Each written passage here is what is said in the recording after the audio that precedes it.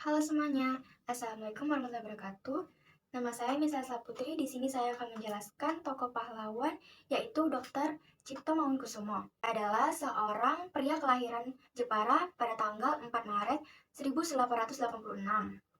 Ia merupakan anak dari Mangunkusumo, seorang pejabat pemerintah di Jepara, dan R.A. Suratmi. Sejak kecil, Cipto dikenal sebagai sosok yang sering belajar pada umur 6 tahun.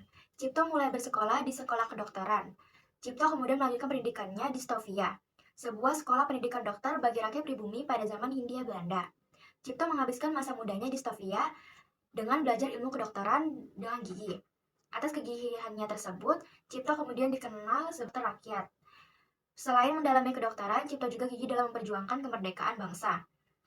Di Indonesia, ia melawan Belanda dengan menulis berbagai karangan-karangan yang mempresentasikan kondisi rakyat Indonesia. Selain itu, Cipto juga bergabung dengan organisasi Pemuda Budi Utomo pada 1908. Berikutnya saya akan menjelaskan perjuangan dari Dr. Cipto Mangunkusumo.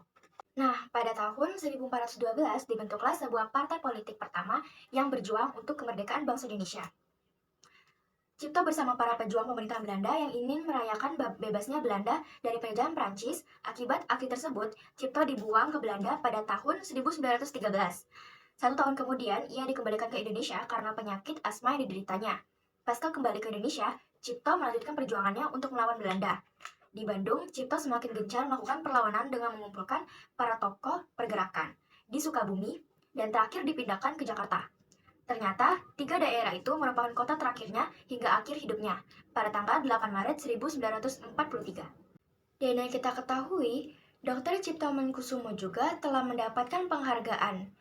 Pada tahun 1410, wabah pes melanda Malang dan merajalela di sana. Wabah pes tersebut bertepatan dengan tingginya rasisme yang memecah belah masyarakat berdasarkan warna kulit dan asal-usulnya. Oleh karena itu, para dokter Eropa di Batavia enggan pergi ke Malang untuk mengobati pasien pes yang mayoritas pribumi. Cipto yang lulusan Stovia saat itu sedang jenuh bekerja di jawatan kolonial, dan dia mengajukan diri sebagai relawan dokter ke Malang, tanpa alat pelindung diri yang memadai tubuhnya. Cipto menerjang pelosok desa Malang guna membasmi penyakit pes tersebut. Ketika berada di desa, Cipto mengadopsi seorang bayi perempuan yang telah yatim piatu akibat penyakit pes. Cipto kemudian berhasil menaklukkan wabah mematikan tersebut, dan setelah itu Belanda menganugerahinya bintang penghargaan. Dari tokoh pahlawan Dr. Cipto Mangunkusumo di sini, saya mendapatkan satu kata-kata oleh Dr. Cipto Mangunkusumo yang disebarkan oleh Insinyur Soekarno, yaitu tiap-tiap manusia harus menjalankan kewajibannya dengan tidak menghitung-hitung apa yang nanti akan menjadi buahnya. Baiklah teman-teman, itu saja yang bisa saya sampaikan tentang sejarah tokoh pahlawan yaitu Dr. Cipto Mangunkusumo.